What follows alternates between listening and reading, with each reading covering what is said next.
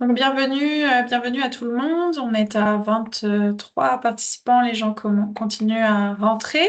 Donc on est aujourd'hui ensemble pour parler du défi du mois du vélo, donc pour préparer un petit peu tout ça, le défi qui s'en vient pour le mois de mai au niveau des organisations et des entreprises. Donc aujourd'hui, je suis avec Antoine de chez GeoVélo. Bonjour Antoine. Qui va venir Bonjour. nous parler de présenter en fait comment se déploie le défi du mois du vélo au niveau de l'application GeoVélo. Donc normalement, vous allez avoir aujourd'hui toutes les informations pour bien vous préparer. Et puis, qu'est-ce qui se passe côté Vélo Québec sur le site web pour animer vos communautés, etc. Donc, ce webinaire est enregistré à partir de maintenant. Donc, il sera disponible ensuite en ligne sur le site web de Vélo Québec. Au niveau du fonctionnement de ce webinaire, normalement, il y a la possibilité d'activer les micros. Donc, on va passer en revue notre présentation, puis à la fin, on prendra les questions. Donc, en utilisant la fonctionnalité lever la main, si vous n'avez pas envie de parler à l'oral, c'est bien correct. Vous pouvez aussi envoyer vos questions dans le clavardage ou avec la fonctionnalité Q&R, questions-réponses. On prendra soin de répondre à toutes vos questions à la fin. Donc là, on en a pour un petit 25-30 minutes de présentation. On va pouvoir commencer. Donc, je vais laisser sans plus tarder la parole à Antoine pour le début de cette présentation. Merci Laura, merci pour l'invitation, pour l'organisation de ce webinaire et puis merci à Vélo Québec aussi d'être venu vers nous cette année pour organiser cette troisième édition du défi Mois du vélo en partenariat avec GeoVélo. Alors je sais que le défi Mois du vélo, l'histoire remonte à plus longtemps. Nous on est arrivé il y a 3 ans dans cette aventure-là. Je ne sais pas si Laura t'as en tête d'ailleurs depuis combien de temps ça existe le Mois du vélo. Plus Euh, d'une vingtaine d'années. D'accord, voilà, donc on est tout récent dans l'aventure. C'est pour ça que je faisais bien la distinction. Nous, on est là depuis 3 ans. Et donc, on va vous expliquer un peu plus comment ça va fonctionner cette année avec certaines nouveautés. Alors, je serais intéressé de savoir d'ailleurs par rapport à l'an dernier. Alors, je sais pas trop si on peut faire un truc un peu interactif, mais vous avez aussi l'onglet réagir en haut là qui vous permet de mettre des petits smileys. Je sais pas si par exemple, celles et ceux qui ont déjà participé au mois du vélo l'an dernier, ils peuvent mettre un petit pouce, et puis celles et ceux qui n'ont pas encore participé, ils peuvent mettre un petit cœur plutôt pour qu'on puisse regarder en live s'il y a un peu de cœur, un peu de pouce, plutôt pas mal de pouces, j'ai l'impression, mais tant mieux, et puis quelques cœurs aussi, donc c'est chouette. Des nouveaux, des anciens, et donc dans ce webinaire, on va vous rappeler un peu comment ça fonctionne pour celles et ceux qui ont déjà participé, puis on va vous expliquer les nouveautés, et puis pour les autres qui n'ont pas encore forcément participé à l'édition précédente, vous allez voir de quoi il en retourne, et puis pareil, comment ça fonctionne. Alors, avant de vous en dire un peu plus sur le mois du vélo en tant que tel, je crois bon de nous présenter un peu plus en détail, nous qui on est côté GeoVélo. Donc GeoVélo, nous, on est une entreprise française, on est basé principalement, on est basé en France, et on est ce qu'on appelle une société à mission. Donc en France, c'est un statut qui stipule que au-delà de notre enfin de notre but lucratif d'entreprise, on a aussi une mission qui est inscrite dans le statut noir sur blanc, et donc notre activité doit nous mener aussi à permettre d'accélérer la transition écologique grâce au vélo. Donc c'est vraiment quelque chose qui est inscrit dans notre ADN d'entreprise et qui nous porte tous là au sein de GeoVélo. On est une équipe d'une trentaine de personnes, et donc pour réaliser cette mission et pour accélérer la transition écologique grâce au vélo, on développe 3 produits, 3 solutions qui sont listées ici. La première, c'est l'application GeoVélo. Donc, c'est un peu, moi, ce que j'aime bien appeler la partie émergée de l'iceberg. C'est une application grand public qui est gratuite et sans pub, donc que vous pouvez retrouver sur les magasins d'applications App Store et Android Play Store gratuitement, qui n'a pas de pub, et donc tout le monde peut la télécharger. La principale fonctionnalité de cette application, c'est de trouver des itinéraires sécurisés à vélo. Donc, on prend en compte plein de paramètres, évidemment la présence de pistes cyclables ou non, mais aussi la limitation de vitesse pour les voitures, le dénivelé, est-ce qu'on est en ville ou à la campagne, voilà, tout ce genre de critères sont pris en compte pour proposer les itinéraires les plus sécurisés à nos utilisateurs. On a reçu d'ailleurs en France le prix de l'innovation de la sécurité routière, donc ce qui est une entité qui vise à améliorer la sécurité sur les routes. Donc c'est quand même un gage de sérieux sur ces sujets-là. Donc GeoVélo, l'application. Ensuite, on a un outil dédié aux collectivités pour les aider à mieux comprendre comment se déplacent les cyclistes sur leur territoire, dans leur rue, et donc de prendre de meilleures décisions en conséquence, essayer de comprendre où est-ce que les cyclistes passent et c'est encore dangereux et donc il faudrait faire une piste cyclable. Donc ça, c'est un outil vraiment d'analyse à destination des collectivités.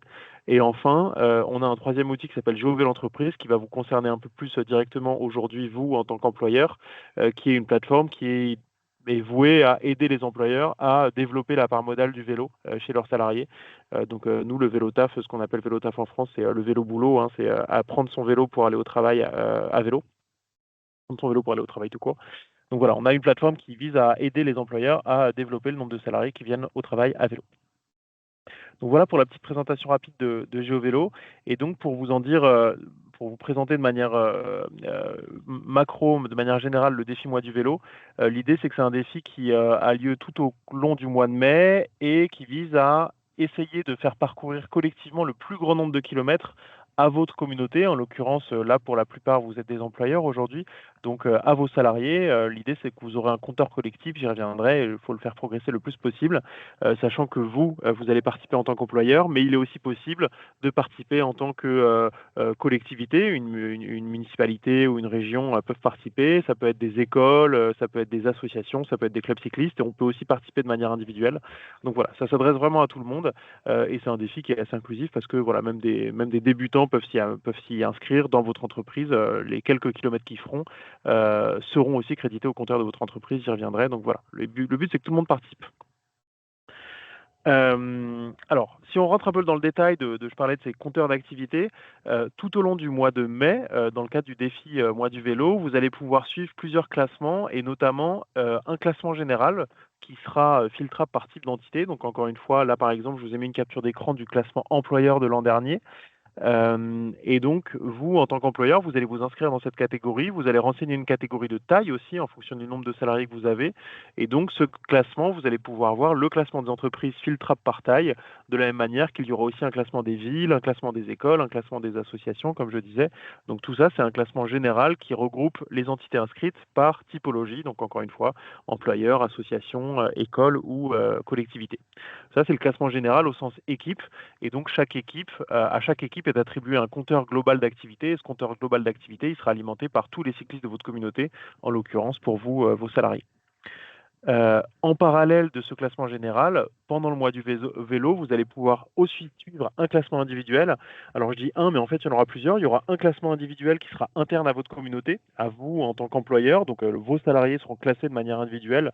J'y reviendrai. Alors vous allez notamment voir le top 10 des cyclistes de votre entreprise. Mais vous aurez aussi accès à un classement général de tous les participants inscrits au mois du vélo. Donc un classement individuel, vous en tant que membre de votre communauté et tous vos salariés seront classés dans un classement général qui regroupera toutes les personnes qui seront inscrites au mois du vélo. Donc ça représentera des milliers de personnes sur le mois de mai, toutes basées au Québec et toutes faisant du vélo au Québec faisant du vélo au Québec dans le cadre du mois du vélo. Donc voilà globalement sur quoi se base l'animation du mois du vélo. Ce sont vraiment ces classements, encore une fois, un classement général global, même s'il est filtrable par type d'entité, et des classements individuels, tant au sein de votre communauté qu'un classement général individuel. Je vous ai remis quelques chiffres sur l'édition 2025. On a eu 172 équipes inscrites, donc encore une fois, tout confondu, entreprises, collectivités, etc. Plus de 2000 personnes qui ont pédalé dans le cadre du défi, pour un total de 280 000 km parcourus. Donc c'est assez impressionnant de voir ces totaux là qui grimpent assez rapidement au cours du mois de mai.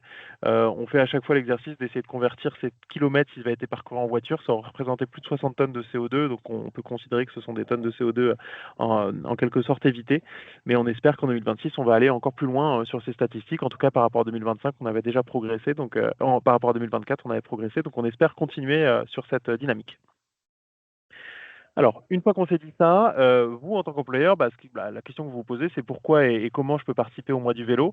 Alors, sur le pourquoi, c'est assez facile, hein. Je pense que votre simple présence ici prouve que vous êtes motivé, vous êtes sensibilisé à ces enjeux, mais les notions de promouvoir la mobilité active, de sensibiliser aux enjeux environnementaux, et puis aussi de créer des animations récurrentes pour vos salariés, ce sont sans doute parmi les raisons qui vous incitent à vous intéresser à ce défi mois du vélo, et donc qui poussent à votre présence ici. Si on rentre plus dans le détail sur la manière de participer, En fait, vous, ce qui va vous intéresser, c'est la première, en tant que structure, donc en tant qu'entreprise, vous allez pouvoir créer votre équipe. Alors, je dis créer, mais potentiellement, on a vu certaines d'entre vous ont déjà participé l'an dernier. Donc, du coup, il n'y aura pas besoin de recréer votre équipe. Vous allez pouvoir repartir de votre équipe de l'an dernier. Mais donc, comme je disais, vous allez créer ou récupérer votre équipe de l'an dernier et inviter toute votre communauté, donc en l'occurrence vos employés, à faire progresser votre compteur pour renforcer l'esprit d'équipe, pour voir votre entreprise progresser dans le classement général. Donc ça va être vraiment ce qui va vous animer, ce qui va vous motiver, ce qui va motiver vos salariés aussi à faire de ce mois du vélo un succès. Donc je me focalise sur cette première ligne. Juste pour information, comme je disais, en tant que collectivité, ça va un tout petit peu changer. Pour les défis, pour les collectivités, on va plutôt compter le nombre de kilomètres qui sont réalisés sur le territoire. Donc par exemple, si je prends la région de Montérégie, eh ben, on va compter tous les trajets et tous les kilomètres qui sont réalisés sur cette région. Et au total, du coup, on va comparer le nombre de kilomètres qui est réalisé sur chacune des régions. Et donc vous, en tant que participant, tous les kilomètres que vous allez réaliser, ils seront crédités au compteur d'une des régions que vous traversez, enfin sur laquelle vous habitez potentiellement. Et donc vous allez aussi contribuer à faire évoluer ce classement collectif, ce classement collectivité, pardon.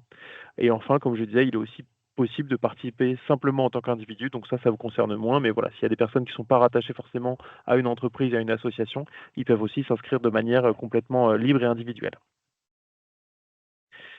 Alors, plus en détail justement sur l'inscription, ce qui va se passer, c'est que donc une partie d'entre vous ont déjà participé à l'édition 2025.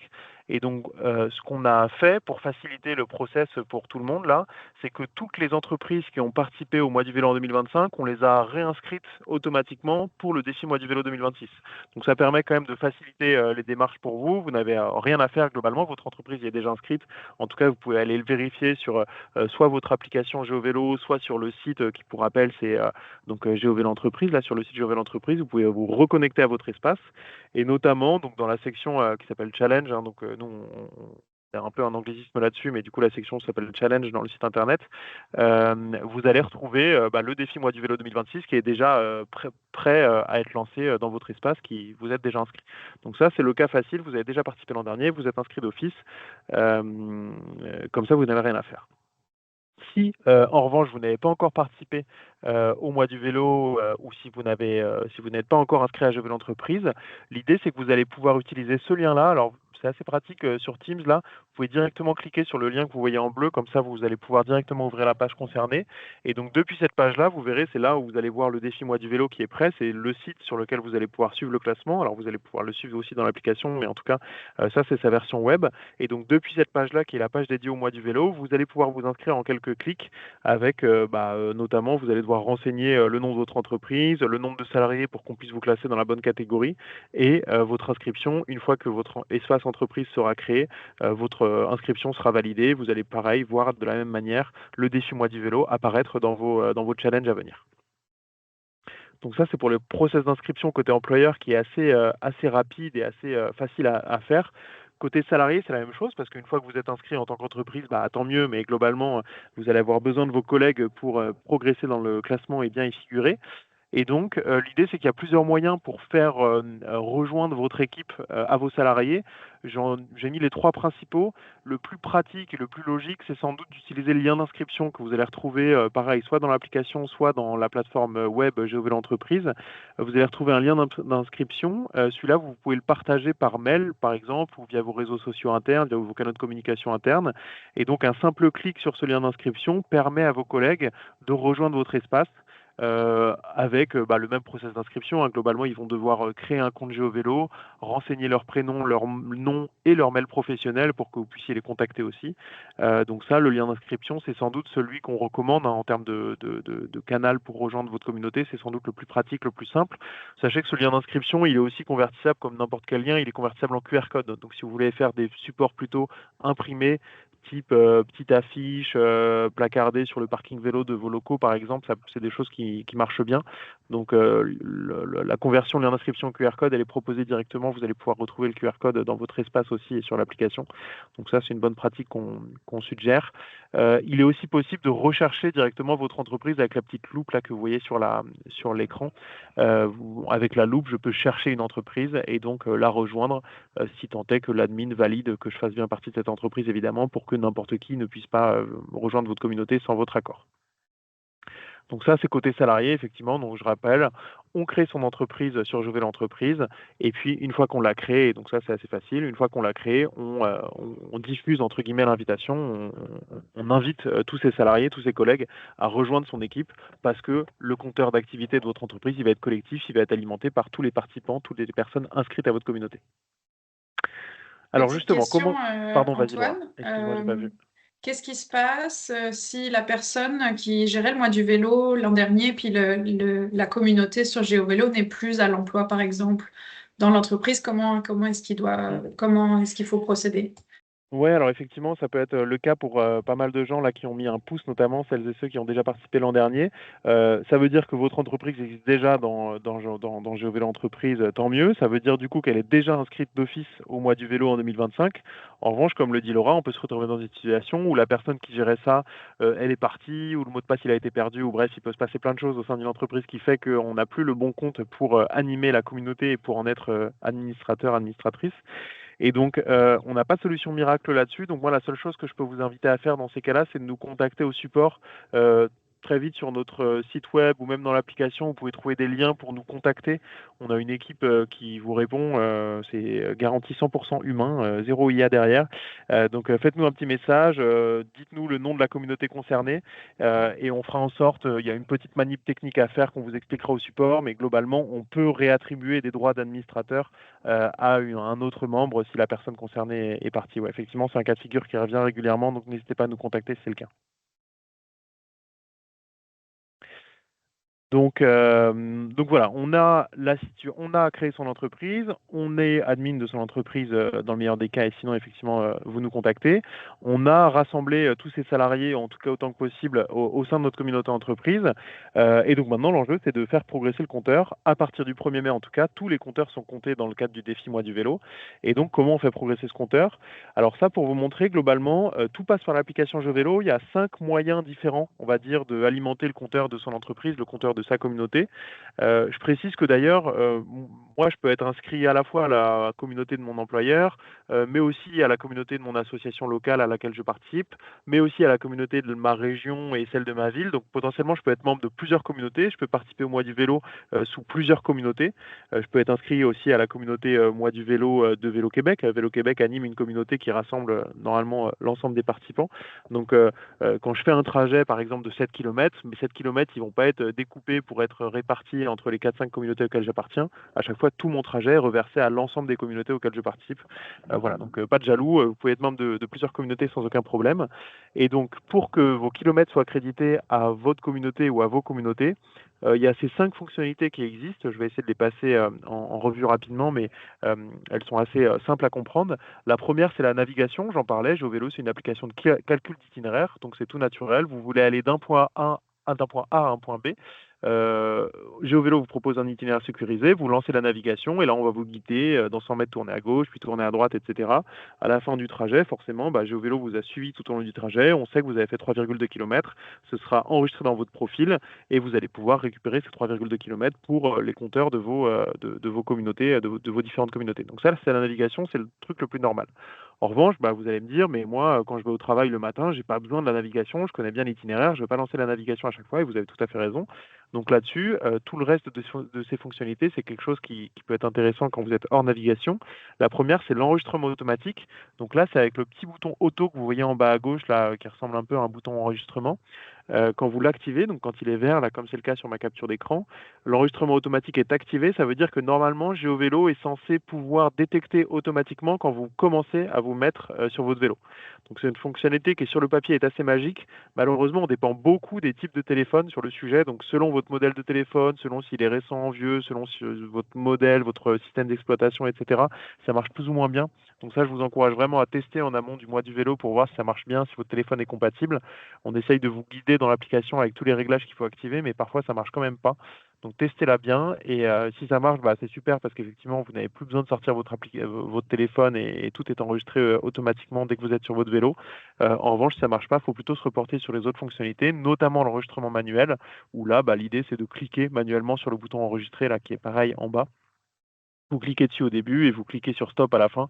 Et comme ça, pareil, vous êtes suivi tout au long de votre trajet et vous avez le nombre de kilomètres associé à votre trajet qui est crédité à votre communauté. Donc navigation, enregistrement automatique, enregistrement manuel, tout ça c'est dans l'application. Et après, ce que vous pouvez faire, c'est sinon connecter votre compte. Alors Garmin, Wahoo sont des compteurs qui sont pas mal utilisés par les cyclistes plutôt sportifs. On est en train de développer le lien avec Strava aussi. Donc Strava, vous connaissez sans doute, c'est une application de suivi sportif. Donc il y a pas mal de gens, encore une fois, sur des profils un peu sportifs, mais qui utilisent ça. Donc ça, normalement, vous pouvez connecter, alors Garmin et Wahoo, c'est déjà le cas, Strava, on espère que ce sera le cas d'ici le 1er mai. Vous pouvez connecter votre compte et dans ce cas-là, tous vos kilomètres vélo qui sont crédités sur ces applications, enfin sur ces services tiers, ils seront automatiquement apportés à votre GeoVélo et donc à votre communauté aussi. Et l'import GPX, c'est un peu la même chose, mais quand ça vient d'autres applications globalement qui ne sont pas connectables directement avec GeoVélo, vous devez faire cette manip à la main. Donc vous téléchargez ce qu'on appelle un fichier GPX et vous l'importez sur votre compte GeoVélo. Et si vous avez Garmin ou Strava, voilà, ça peut se faire automatiquement, donc c'est quand même plus pratique. Voilà, j'espère que c'est clair sur cette partie enregistrement des kilomètres. Vous n'hésitez pas s'il y a des questions, n'hésitez pas à les poser sur le chat ou on reviendra dessus à l'oral aussi à la fin.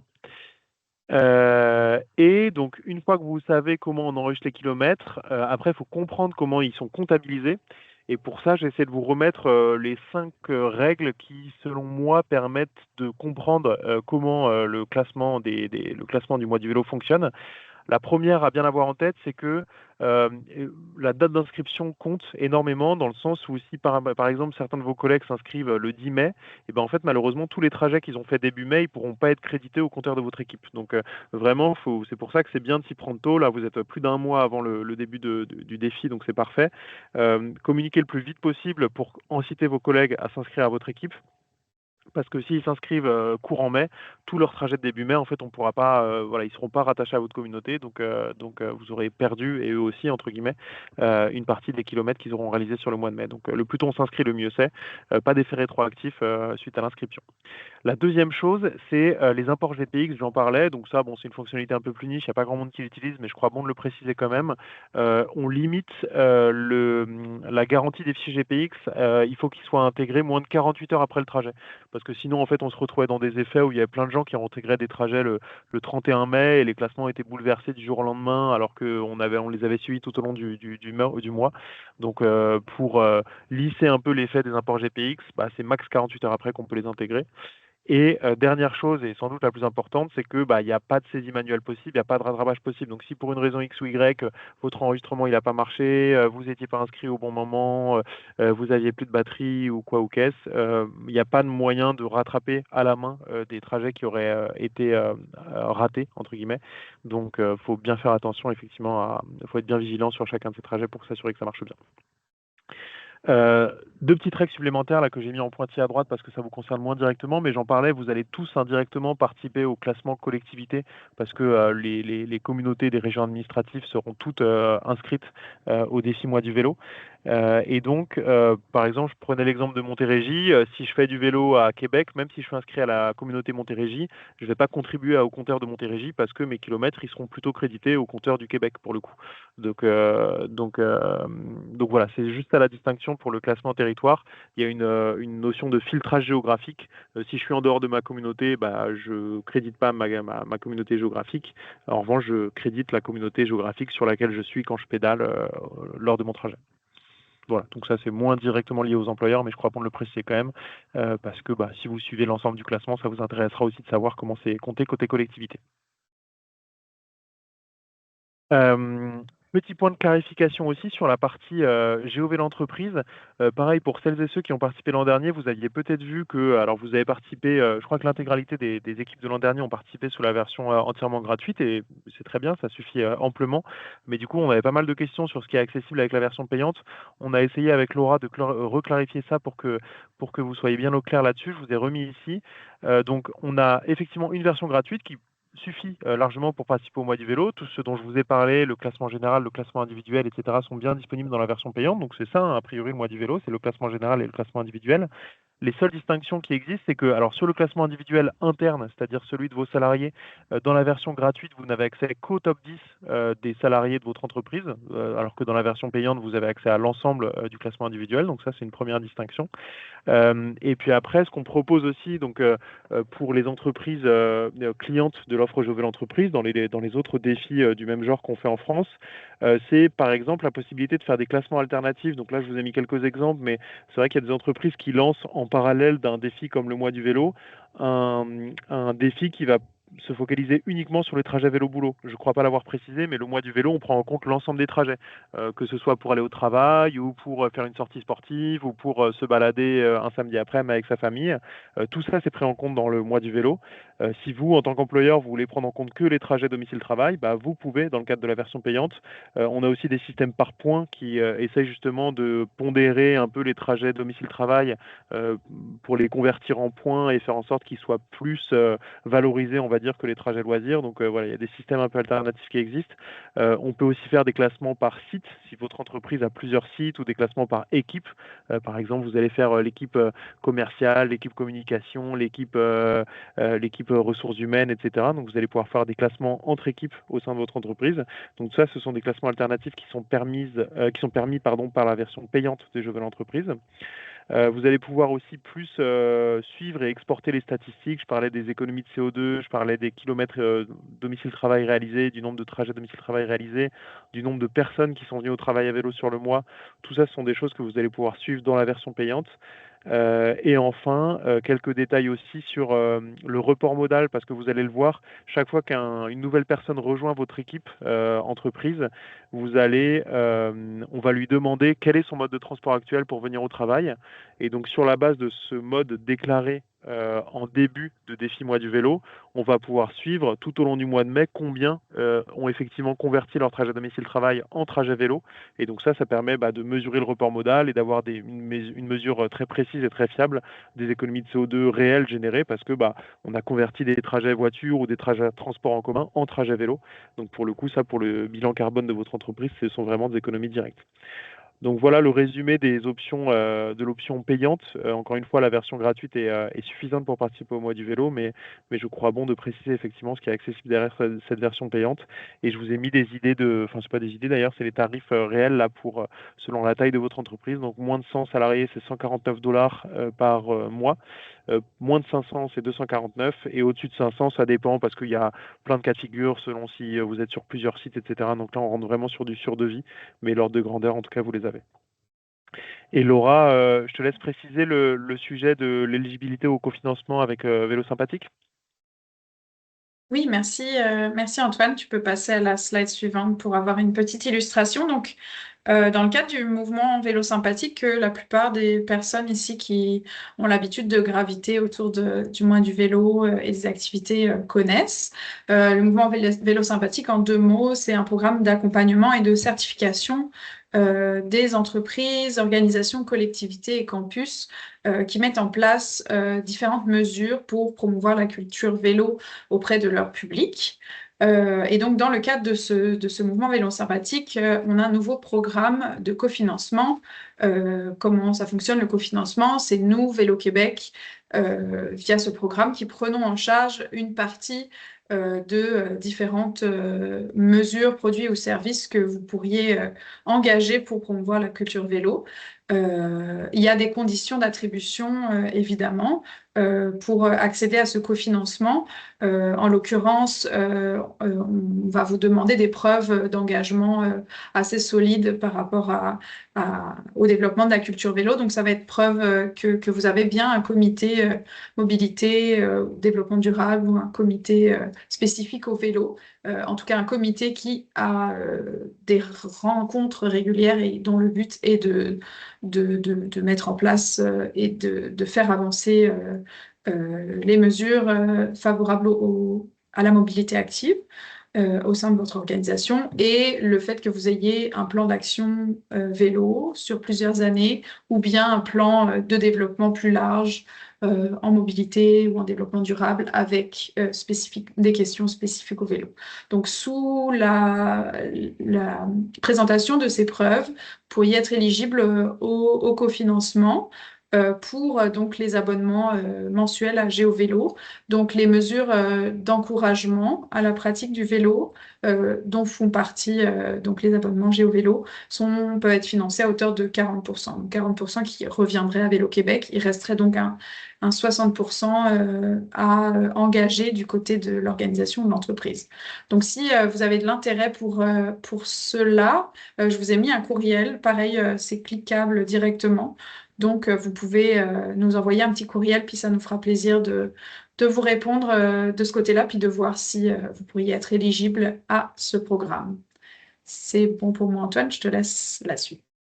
Ouais, merci pour les précisions et je conclus juste là en plus pour vous montrer les autres animations qui sont potentiellement faisables pour faire du mois du vélo vraiment un temps fort de votre politique vélo, un peu comme le disait Laura, hein, le fait que vous ayez vraiment un plan d'action vélo, le mois du vélo finalement ça peut en faire partie et ce qu'on propose avec GeoVélo peut en faire partie.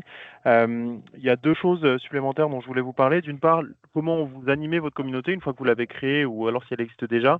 D'une part, vous allez voir, il y a la possibilité d'avoir un fil d'actualité qui est directement intégré à votre communauté. Donc ça, si vous avez 75 salariés qui rejoignent votre communauté dans GeoVélo Entreprise, vous allez pouvoir poster des petits messages et ces messages, ils vont les recevoir sous forme de notif push et puis ils y auront accès directement dans l'application là. Donc ça, vous pouvez vraiment l'utiliser comme un fil d'actualité à destination des personnes qui font du vélo au sein de votre entreprise. Donc ça peut être un bon moyen d'animer votre communauté.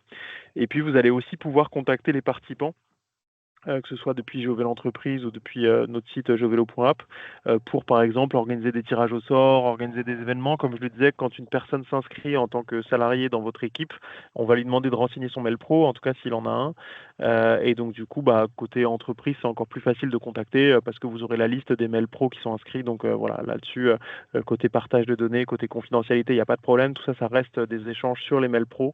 Il n'y a pas de raison que nous, on vous fournisse les mails perso, parce que le problème qu'on peut avoir parfois, c'est que les gens s'inscrivent avec leur mail perso sur GeoVélo. Là, en l'occurrence, c'est pour ça, quand ils rejoignent votre équipe entreprise, on leur demande leur mail pro. Comme ça, vous avez un lien de communication direct avec eux via la messagerie de votre, euh, de votre entreprise.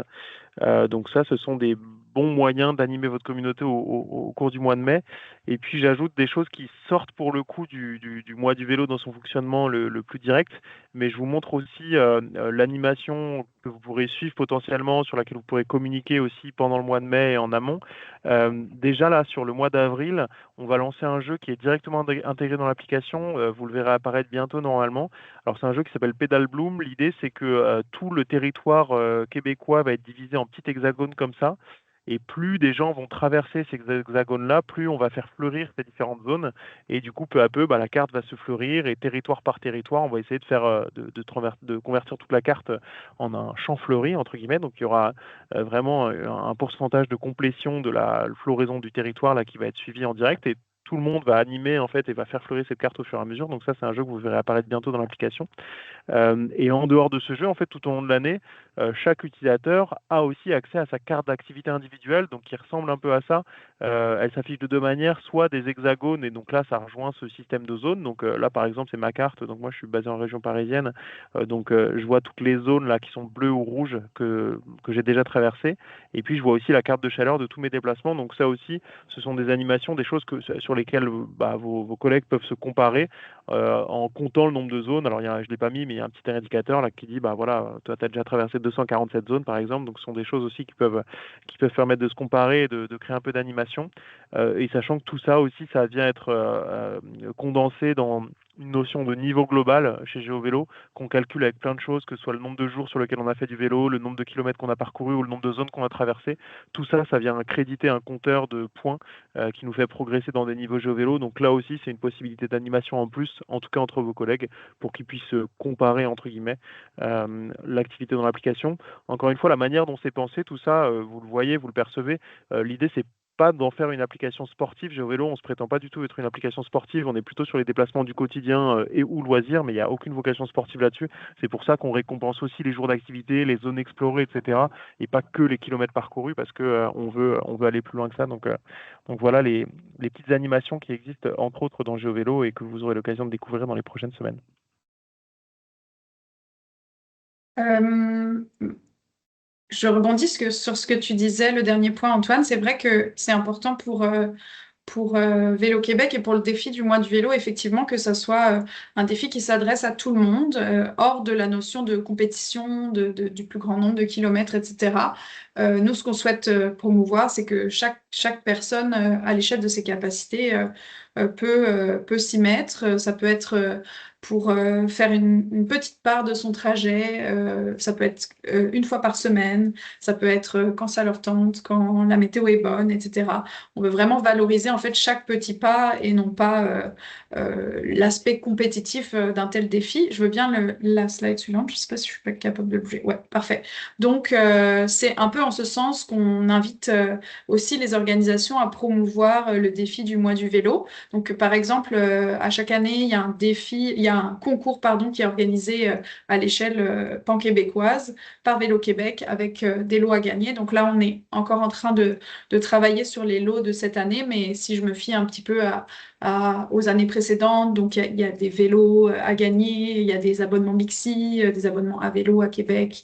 On a pu avoir, c'est ça, différents types de lots. Donc ça, c'est un concours qui s'adresse à tout le Québec. Donc, il suffit simplement d'enregistrer un trajet sur l'application pour être éligible. Donc, c'est vraiment un incitatif à simplement, c'est ça, à l'échelle, à la hauteur de ses capacités, prendre son vélo. On incite aussi les organisations à organiser leurs propres concours en interne, donc sur la base des différents outils qu'Antoine proposait, que ce soit à la participation. Il y a aussi évidemment ce classement kilométrique qui peut être utilisé, les zones explorées, etc. Il y a tout un tas de possibilités qui existent. Ici, vous avez un peu notre boîte à outils que vous pouvez retrouver sur le site web de Vélo Québec. Donc, idées et astuces pour organiser une cyclo-activité. Donc, au mois de mai, vous pouvez en profiter pour, pendant le mois du vélo, de proposer des activités à vos employés, une sortie vélo, un kiosque mécanique, des conférences, des dîners-conférences, etc. Vous avez ici une boîte à outils qui vous permet de vous inspirer, etc. par rapport aux activités que vous pouvez créer. Il suffit de cliquer sur la petite personne à vélo pour retrouver ça. À venir, qui va être prêt dans les prochains jours, semaines, c'est le kit de communication pour mobiliser votre communauté.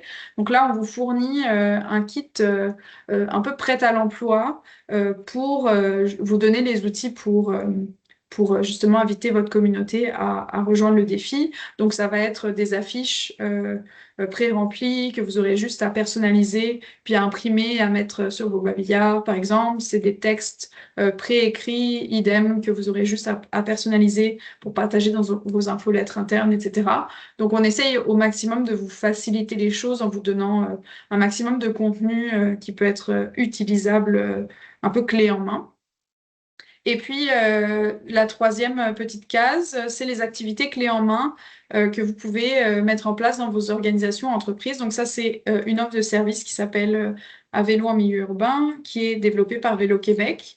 Elle est opérée par Vélo Québec à Montréal et dans la plupart des régions du Québec via un réseau de mandataires. Donc, ça va être des conférences, des kiosques de sensibilisation ou bien des kiosques mécaniques qui sont réalisés directement au sein de votre entreprise, donc que ce soit sur la pause dîner, en formule 5 à 7, etc. Il y a des animateurs, animatrices qui viennent dans votre entreprise puis qui proposent une activité en lien avec le vélo. Donc, ça fait partie des activités que vous pouvez organiser en faisant appel à nous pour le mois du vélo. Voilà. Bah ouais, écoutez, je crois qu'on en a fini la présentation du mois du vélo là. Donc, vous retrouvez le lien d'inscription dont je parlais tout à l'heure directement sur la case jaune là, et donc vous pouvez cliquer dessus directement sur la présentation. Et en tout cas, du coup, si vous avez des questions, bah ouais, on peut fonctionner soit par écrit avec le petit onglet conversation, ou alors si vous levez la main aussi, vous pouvez activer votre micro pour qu'on puisse échanger en direct avec plaisir. Donc Il y a eu n'hésitez pas pas. mal de questions déjà Ah à d'accord, l'écrit, donc ouais. je vais les Ouais. passer dans l'ordre. Il y a eu une question par rapport à la protection des données, justement, donc je veux bien que tu passes à la diapo qui parle de ça, juste pour faire cette Ouais. présentation-là déjà, puis après je passerai Ouais, les questions. J'avais mis une petite annexe là-dessus. C'est vrai que c'est une question qui revient souvent et nous, en plus, on communique de manière très transparente là-dessus parce qu'on est assez fiers de la manière dont on gère ça. Alors, je parle de RGPD. On est une entreprise basée en Europe, hein, donc vous connaissez le règlement. Enfin, vous avez peut-être déjà entendu parler du RGPD, qui est la loi qui encadre, pardon, toute la protection des données côté Union européenne. En fait, ça veut dire quoi? Ça veut dire que globalement, l'utilisateur reste maître de ses données et donc c'est lui qui décide de les supprimer, de les conserver. On a tout un tas de traitements automatiques qui les suppriment automatiquement si on n'a pas de nouvelles de l'utilisateur au bout de 12 mois, puis au bout de 3 ans. Voilà, donc tout ça, ce sont des choses qui sont stipulées par le RGPD.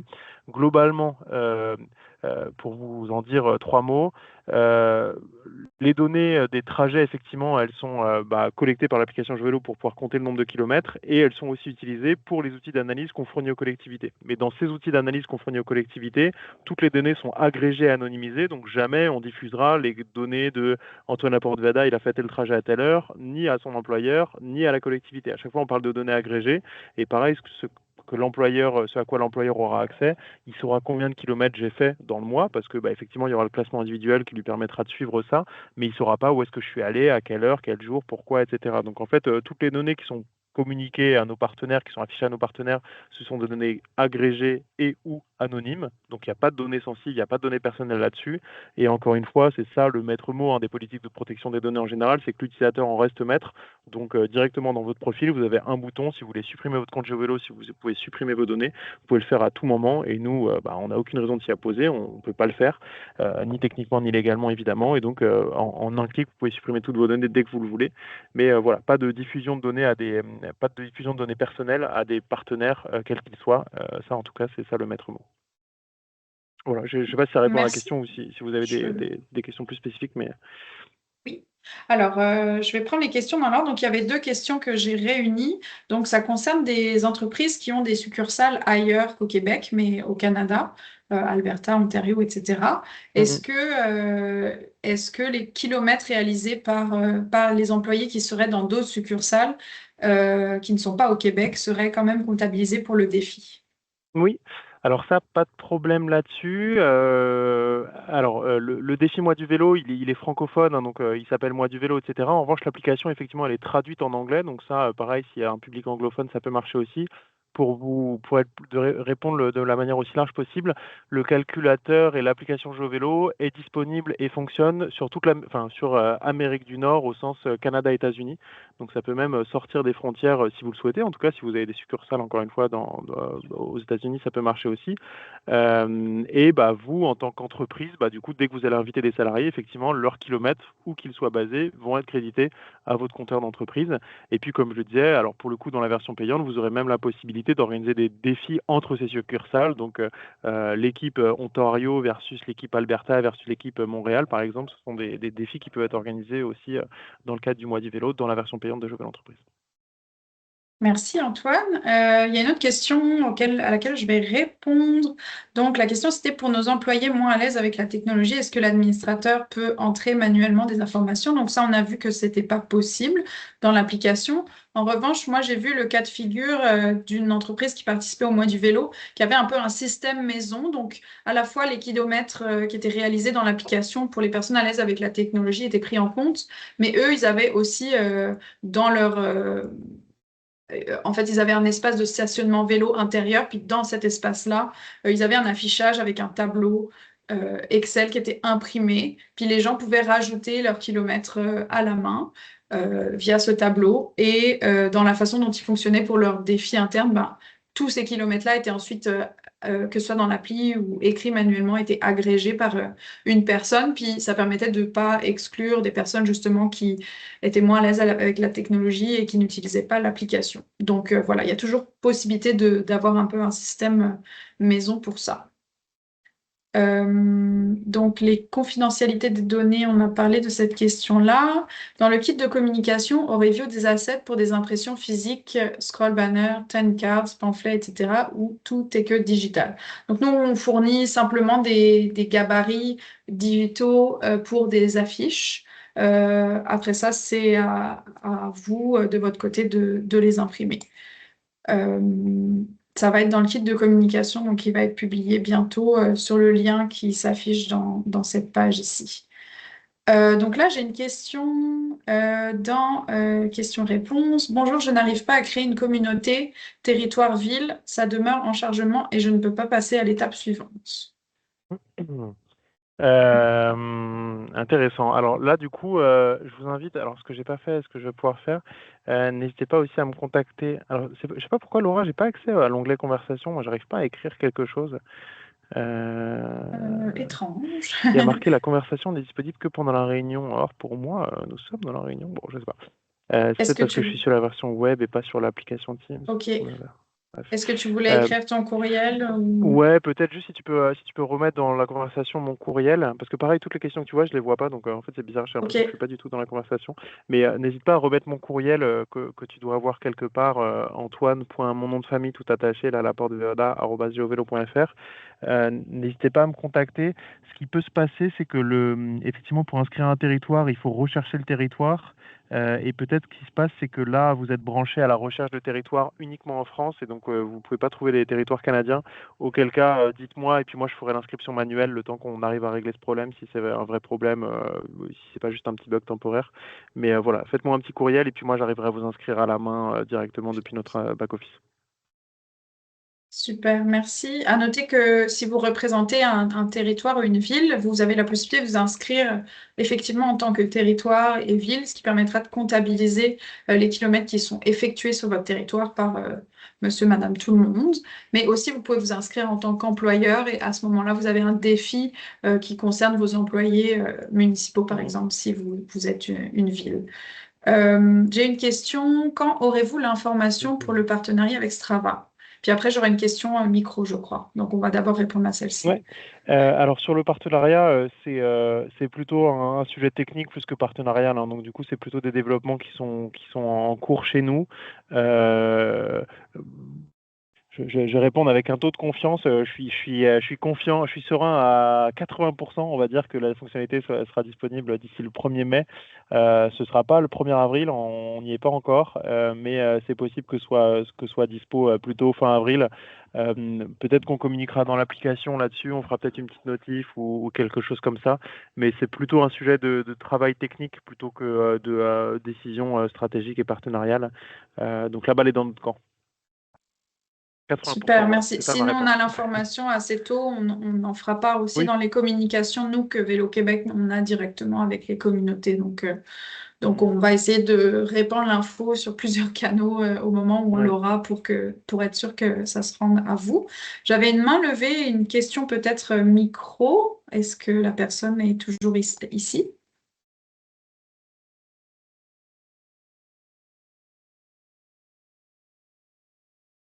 Peut-être que le micro n'est pas activé. En tout cas, je vois personne ou j'entends personne pour l'instant.